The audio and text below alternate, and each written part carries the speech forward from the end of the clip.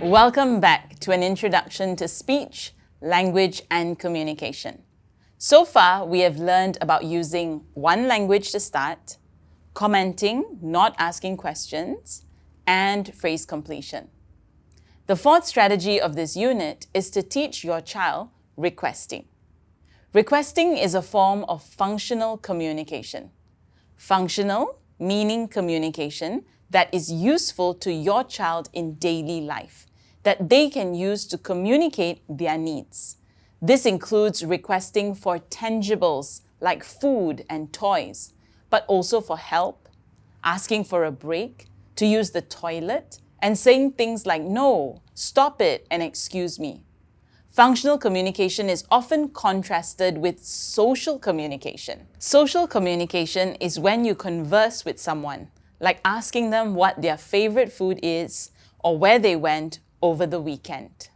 Many parents would like their children to be able to engage in social communication, but we would emphasize starting with functional communication first.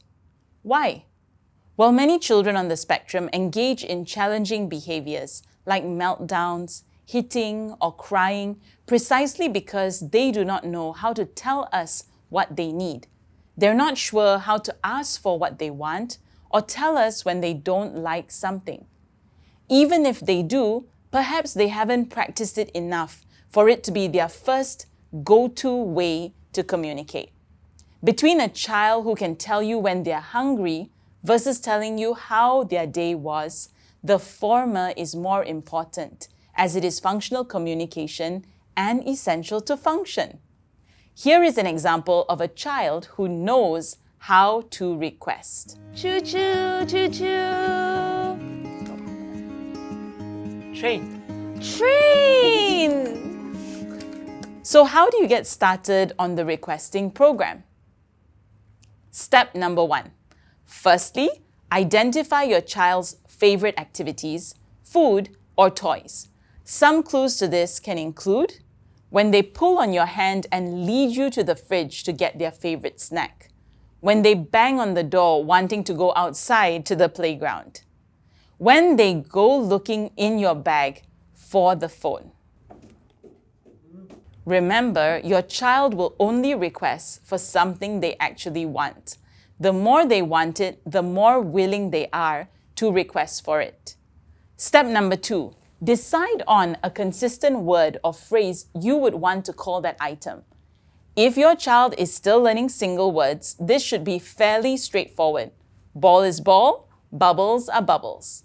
But some people might call things differently. A Thomas train, for example, can be called Thomas or train.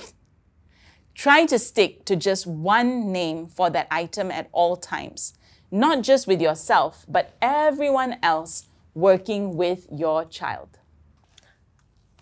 Thomas. Train. Step number 3, first one's free. When starting a play activity with your child, let the first one be free. They don't need to request or say anything to get it. This is to entice them to be interested. Start successful by putting no demands and also to check if your child is really interested in that toy. Look what I have. Bubbles.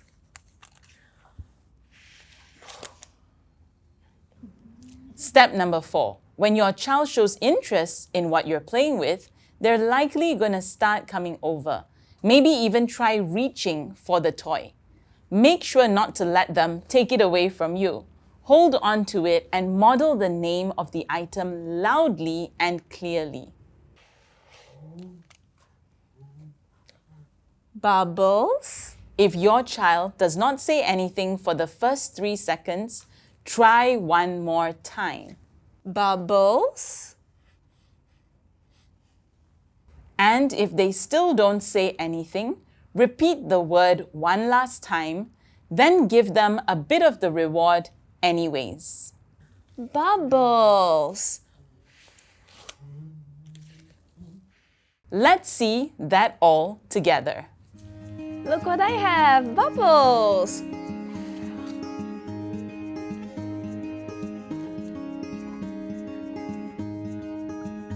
Bubbles. Bubbles. Bubbles. We try to avoid repeating the word more than 2 times because this can frustrate the child, make them give up, or could even lead to a challenging behavior from not being able to get what they want. Now, if your child does say something, even if it only sounds a little bit like the word you're looking for example, instead of bubbles, reward them immediately. Bubbles. Bubbles! You get lots of bubbles. Remember that talking is probably tough for a child learning to speak.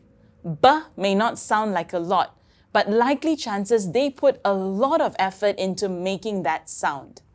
Let's see another scenario. Look what we have. Bubbles!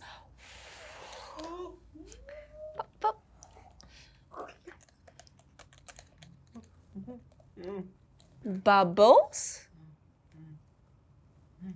Bubbles. Bubbles! Get lots of bubbles. But what if they start to just say instead of the full word bubbles? This is where the harder they work, the more they get. If your child does not say anything after 2 tries, they get a little bit of bubbles. If they say they get some bubbles. If they say bubbles, they get lots of bubbles. This is how you show them the difference in consequence for their responses. And step 5, if your child has given up or didn't even want the item you offered in the first place, don't give up. Change to something else. So in summary, here are the 5 steps. Number 1, find favorites. Number 2, choose consistent words or names for the item. Number 3, let the first one be a freebie. Number 4, model the word clearly. If they are motivated, they should make an attempt to request. If they don't request even after 2 attempts, let them have it anyways the 3rd time. And number 5, if after attempting several times to get them to request and it still doesn't work, change it up. Pop quiz. Take a look at these scenarios and see if you can spot some common mistakes when teaching requesting. Choo-choo. Train, train, train. What was the mistake? The adult used a toy the child didn't want, repeated the word too fast, or did not reinforce after the 2nd time. If you answered B, you're right. The adult was repeating train too fast and didn't give the child the opportunity to request. Choo-choo. Train,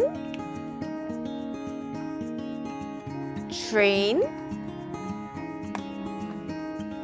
train, train, train. Number 2, what was the mistake? The adult used a toy the child didn't want, repeated the word too many times, or did not reinforce after the 2nd time. Correct. In this scenario, although the adult said the word accurately and with the right timing, when the child was unable to respond after the 2nd trial, the adult kept going and pushing the child till the child got frustrated. We do encourage you to only try this 2 times before modeling the word on the 3rd trial and to give the item to the child immediately. This prevents the child from getting frustrated or getting disinterested and walking away. Choo-choo! Train. Train. Number 3. What was the mistake? The adult expected the full word from the child. They repeated the word too fast, repeated the word too many times. You're right. The adult made the mistake of expecting the full word from the child. Talking is tough. The child was trying his best, even if he could only say "t" as a start. It If we don't give the child the train, he will get frustrated and give up trying. Choo-choo! Train. Train. Finally, what was the mistake in this scenario? The adult wasn't enticing the child enough, the toy wasn't motivating enough, or C, the adult was repeating the word too many times. The answer is B. The toy wasn't motivating enough. The adult made the mistake of assuming the child should want the train, but as we saw, Joshua just wasn't interested in the train, hence wasn't motivated to ask for it. This whole requesting protocol of steps we just went over actually counts only as one opportunity. Practice is so important when it comes to getting consistent requesting. Hence, we can't just wait for our child to be interested in something to practice requesting. Instead, we need to be intentional and create opportunities for requesting. In intensive ABA therapy, a child might be expected to request 10 to 20 times an hour over 7 hours. That's about 70 to 140 times a day.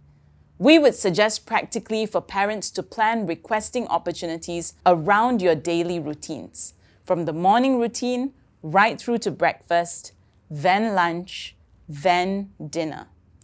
Bath time and evening routines as well as all the playtimes in between. Identify all the times your child is motivated for something and plan to get at least 5 to 10 requests out of them at each of these times. Some frequent and easy examples include maybe during snack time, they get cookies. Rather than giving them the whole cookie, try breaking it into small pieces. You could easily get them to ask you for cookies 5 times in a row just like that, instead of just once. If they're playing puzzles, give them puzzle pieces one at a time, then the whole lot. Remember, the more you practice something, the better you get. A child who practices requesting 50 times a day will learn faster than a child who only requests 5 times a day. Now it's your turn. Take a look at your child's schedule of activities throughout the day. Pick items in each activity you know they will really want and set a target to get them to request for it at least 5 to 10 times per activity. And that brings us to the end of strategy number 4, requesting. In the final lesson of this unit, we will learn strategy number 5, two-way communication. As much as we expect our children to communicate with us, we need to remember how to communicate with them. We'll see you in the last lesson.